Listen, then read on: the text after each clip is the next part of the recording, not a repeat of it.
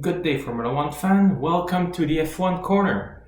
It was McLaren's turn to reveal their 2020 contender, the MCL 35, with which they hope to consolidate what they did in 2019 and finish fourth in the Constructor Championship. Let's take a look at this car, which again, like other team, is more an evolution than a revolution, but compared to those we know so far, Haas, Ferrari, Red Bull, there's a bit more changes, more visible changes on the new McLaren. Let's start with the nose. We noticed that contrary to most of the other team, to all other team I believe, they decided to remove the hole in the middle of the nose, the front of the nose.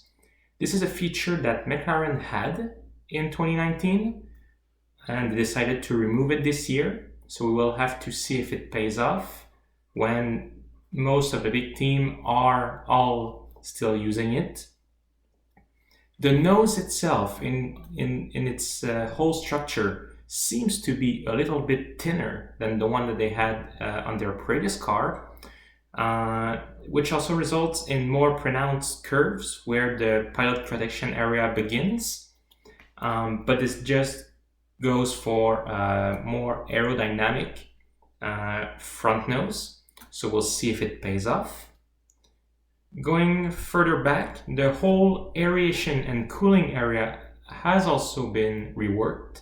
The side pods, if you look, are smaller than they were. But the engine cover is also slightly bigger than it was last year. So even though less air might enter the engine, it will also give them a little bit more room to pack everything and let the heat dissipate. But will this penalize them in the sense that the back of the car is kind of bigger than it was before? We'll have to see. The barge board, just like all the other teams, currently look very simple. We can bet that they are hiding their card and that we will find more in Barcelona and even in Melbourne in 1 month, because we expect the barge boards to be a very big developing area this year. And the back of the car in itself is pretty similar to what it was at the end of last year. The rear wing, there is no big changes there. So we'll have to see if they try something over the next few weeks, over the first few races. And of course, we can also talk about the paint job. Same colors as last year, but they decided to opt for a matte finish, like other teams already did, like Red Bull and Ferrari. My personal opinion is I don't like those matte finish. I think Formula One should be shiny and bright. It gives them a more pristine look. But I'm also willing to bet that the R&D department of those teams with a matte finish found something in this specific type of paint and finish that makes the car ever so lighter and allows them to put more weight somewhere else on the car. This does not mean I don't like the colors. I think it's, in the terms of how the colors align, it's prettier than it was last year when they had, triangles and square for the blue parts. This year, the blue parts are more lined and curved. We also see some new sponsors. And the way they integrated the halo does make you forget that it is there. A pretty orange, really blinding itself in the car.